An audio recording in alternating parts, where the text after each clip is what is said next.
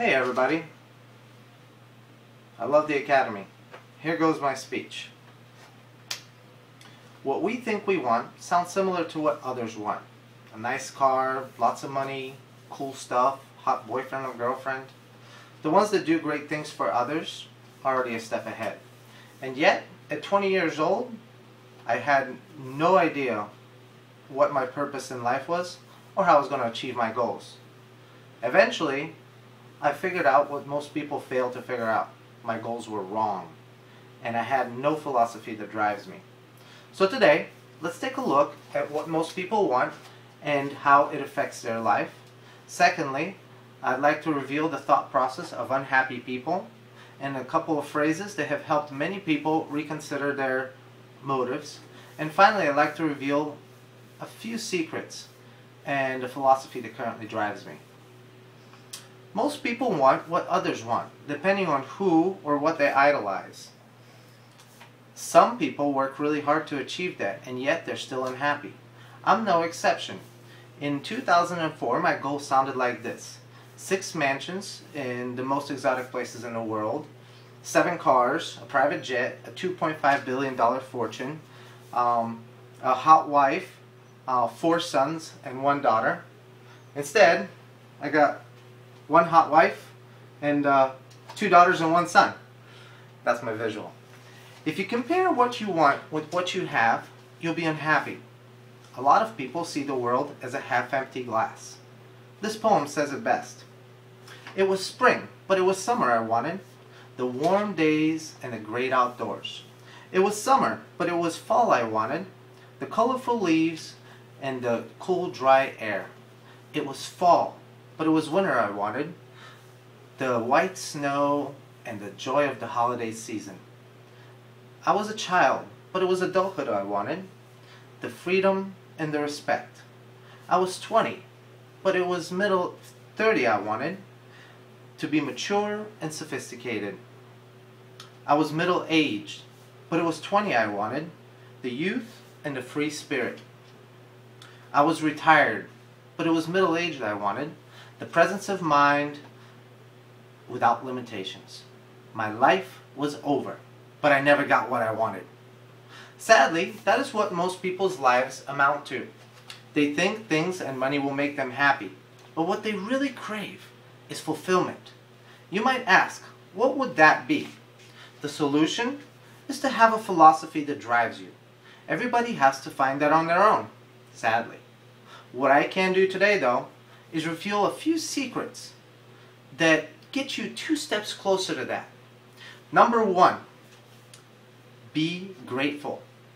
Not only is it the greatest virtue, but it is the parent of all virtues. Being grateful affects your life in your business, in your relationship, in your dreams, for the good. William Ward wrote this: the 3 enemies of personal peace. Regret over yesterday's mistakes, anxiety over tomorrow's problems, and ingratitude for today's blessings.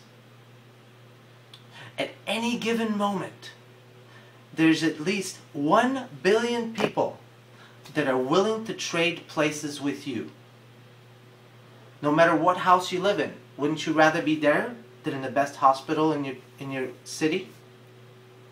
The best way to ward off discouragement, greed, envy, and giving up, as well as the best way to create opportunity and momentum, is to write down all the things that you're grateful for.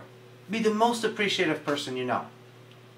Number 2, the ability to forgive. Oftentimes, it is the most difficult one to overcome. Never underestimate the power of forgiveness to help us to achieve our goals. What really matters is not what happens to us, but what happens in us.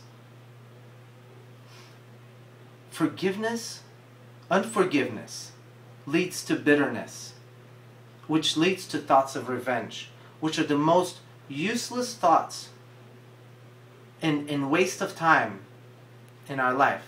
As a result, a lack of insight and a lack of imagination and misdirection creep in. To forgive is to set the prisoner free and realize the prisoner was you. I dare all of you to close your eyes right now. Go ahead and do it. Right now. Just close your eyes. You too, Dr. J. And repeat after me.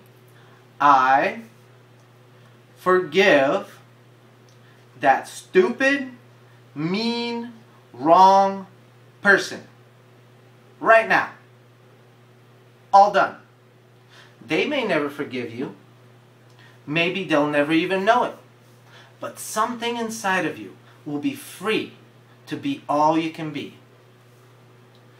You know, all of us have been given more potential than we could possibly use in our lifetime. Don't let the future be when you wish you'd done what you aren't doing now.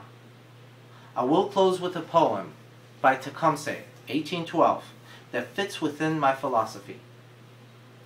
Live your life so that the fear of death may never enter your heart.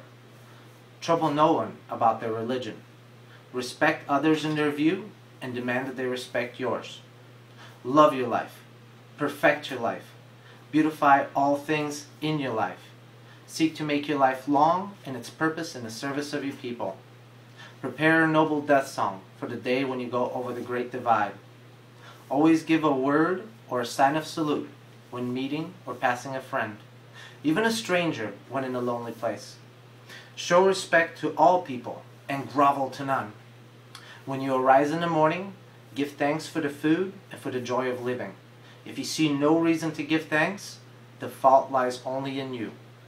Abuse no one and nothing, for abuse turns the wise ones to fools. When it comes your time to die, be not like those whose hearts are filled with the fear of death. And when their time comes, they weep and pray for a little more time to live their lives over in a different way. Sing your death song and die like a hero going home.